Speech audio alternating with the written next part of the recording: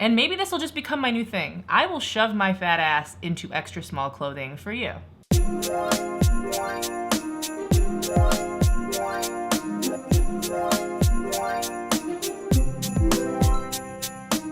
What up, my big beautiful babies? It's Meghan Tonjes. You're watching People Keep Talking, the show where I talk about news and trends throughout the week. Quick reminder that if you haven't already, please subscribe to the channel, like the video, leave me a little comment, leave me a little love, leave me a little kissy face, So I was in New York City last week for a creator camp, and I apparently missed all the things that were happening. For instance, I didn't get to talk about this Keaton Jones story. I don't know if I'm sure all of you at this point have seen this video of this little kid crying. He had his mom pick him up from lunch because he was being bullied. Tons of celebrities started sharing this video, like to the point where I was like, okay, what marketing team is behind this? Because everyone was putting it up on their Instagram, and you can't get people to do shit unless they're getting paid or unless there's like some angle for it. Not to be cynical and bitter, because listen, no one is pro-bullying. I mean, Trump might be pro-bullying actually, so I guess I shouldn't say that. We can't speak in absolutes. He was getting invited to premieres, he was getting invited to hang out with Snoop Dogg, and then whoops, the internet dug a little bit deeper and discovered photos of him and his family just hanging out around the Confederate flag and talking shit about Black Lives Matter, and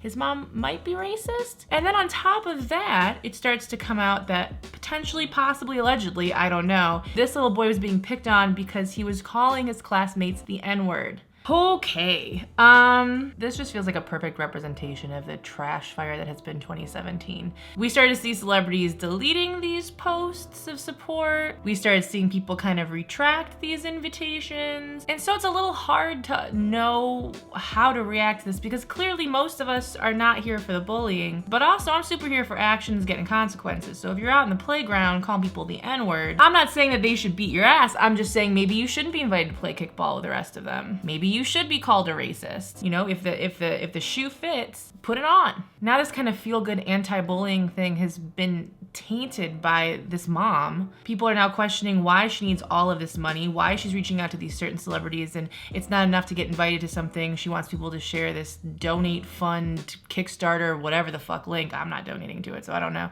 And people are asking questions, you know? I think this kind of stuff, unfortunately, is only gonna happen more and more. We're gonna become more and more aware of people benefiting off of these viral moments that are a little bit more planned and thought out, probably not thought out well enough to, you know, go back and scrub through your social media to make sure that no one's gonna find anything, because that's what the internet does. Who needs a private investigator when you have Twitter? For instance, yesterday this video went viral of this dad saying this 5-year-old looks like a terrorist, him and his children in their Donald Trump shirts, and Twitter found out his name, his kids' names, where they go to college, what they're mastering in, who he works for, where his Facebook is. Like, you need so little information on the internet to find everything you've ever done, which on one hand is like, oh, sweet justice for people that are shitty people, and on the other hand is absolutely terrifying. And my overall advice for anyone that is putting themselves online, that is putting their families online, that is trying to get across any message, what doesn't come out with the wash comes out with the rinse. Let that sit with you the next time that you want to do anything and you know that you're racist as fuck. That's just something to hold on to. Let it keep you warm at night. So yesterday on my Instagram story, by the way, if you're not following me on Instagram, I don't know what you're doing with your life possibly, because I'm adorable and entertaining and I have a cute puppy. Like, hello, follow me at Meghan Tonjes. Hi. Shameless promo, because last night I was doing a little thing that I love to do, wherein I just bitch about something that I don't intend to change to the internet just so I can put it down in writing for 24 hours. Like, for instance, last night I was bitching about Postmates, which is a company that I don't intend to not use because it makes life so convenient and I don't have to talk to people, which is really the ultimate gift. And I was bitching about how throughout the last week I've had to explain to multiple Postmates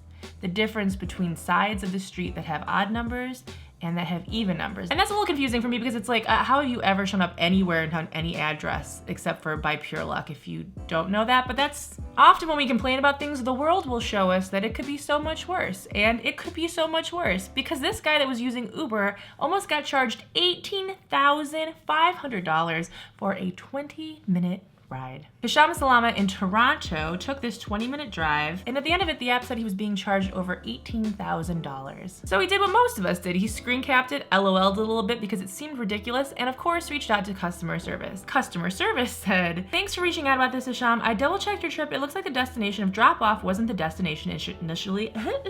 words initially entered in the app when the trip was requested. The upfront fares are based on the exact pickup and drop-off locations that you input. So when that trip is changed, our system switches to charging based on the time and the distance of the actual trip instead. Keep in mind, this is still a 20-minute trip. Using the rates that apply to the vehicle option you selected, I can confirm that based on the pickup and drop-off locations of the trip you took, this fare is correct. And thankfully, because social media and enough people tweeted this and enough people tweeted at Uber, they basically came out and said, ooh, sorry, our bad, we're gonna talk to the customer representative and you don't have to pay anything, you're fine. But can you imagine if this wasn't on Twitter? Can you imagine if this was not something that was in the public eye? That's the response from your customer service is, yeah, I mean, you know, you got dropped off a half mile east of where you said you wanted to be, so we just charged a standard $18,000 fee. Like, what? Basically, I've lost faith that there's common sense in the world. All of these apps that do incredible things. They drop off food, they drive us to places, it's all so automatic and great and amazing. And then for some reason, you have people that are behind it that have absolutely no common sense, which is why I'm sure the robots are gonna take over the world. I've seen Sophia, okay? And you know what? Frankly,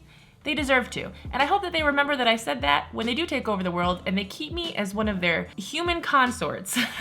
I'm pretty sure I've talked about this before, but this might be another person that works for Facebook that's coming out saying they feel super guilty for how social media has completely destroyed human connection. Shemaith Palihapitiya, I definitely said the name wrong. I'm so sorry, I'm from the Midwest and I can barely speak. Apparently he was a vice president for user growth at Facebook before he left in 2011, and he said the short-term dopamine-driven feedback loops that we have created are destroying how society works.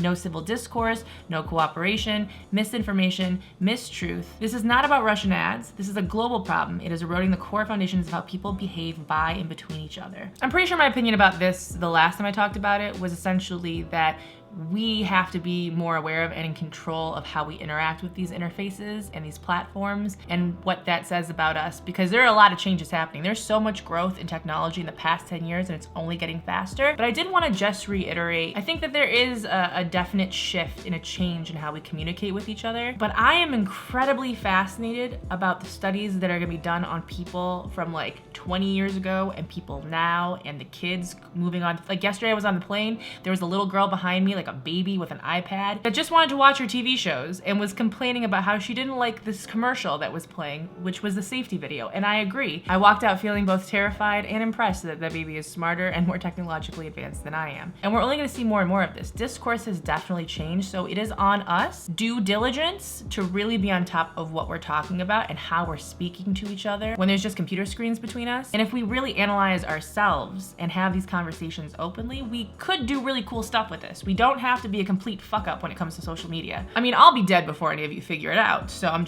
putting it out there for the future generations. Good luck. Or robots. Good luck to you.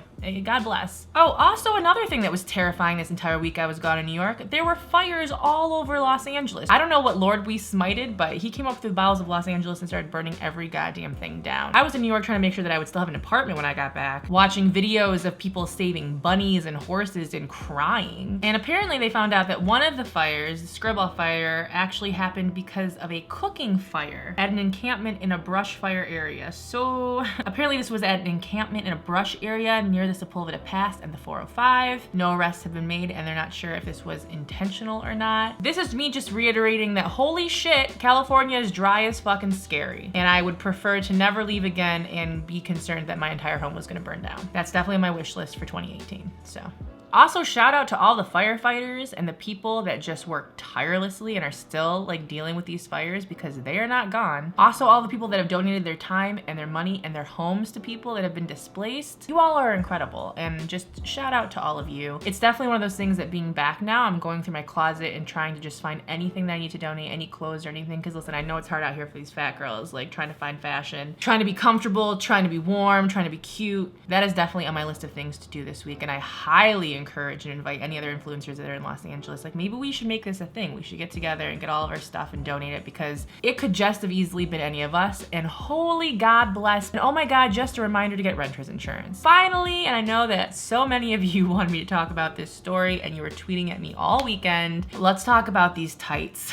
So over on wish.com, which is a website that I don't visit but always shows up on my Facebook trying to get me to buy shit that I don't need for money that I don't have for quality that no one has time for. So wish.com apparently was selling plus size tights and used the following photos. Yes, those are thin women being devoured by tights, swimming inside, making a home, and the internet was pissed, obviously. Now, since this has come out and everyone's been super offended, which again, duh, at this point it has definitely been pointed out that these photos may have been sourced from another advertisement, specifically one that was showing tights that don't rip. That makes a lot more sense. I mean, again, you are inside tights that are the size of your entire body, so still weird. Still weird. However, this is not the first time that something like this has legitimately happened with straight size models being padded or being photoshopped to look like plus size models, or even clothing companies that are geared directly to plus size consumers using thinner models. This is a thing, don't at me, because it's the fucking truth. So in honor of all these companies that love to use straight size models to promote their plus size agenda, I decided why not turn the tables? Why not put my fat ass in some straight size clothes to show you how comfortable and stylish they are.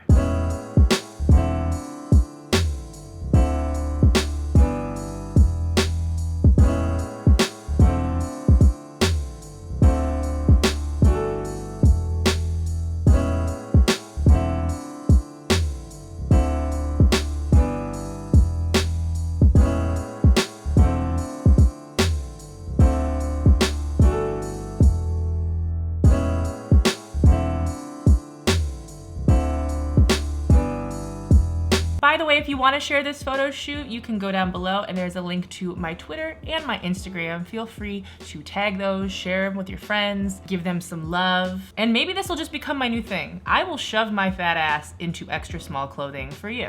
Just for you.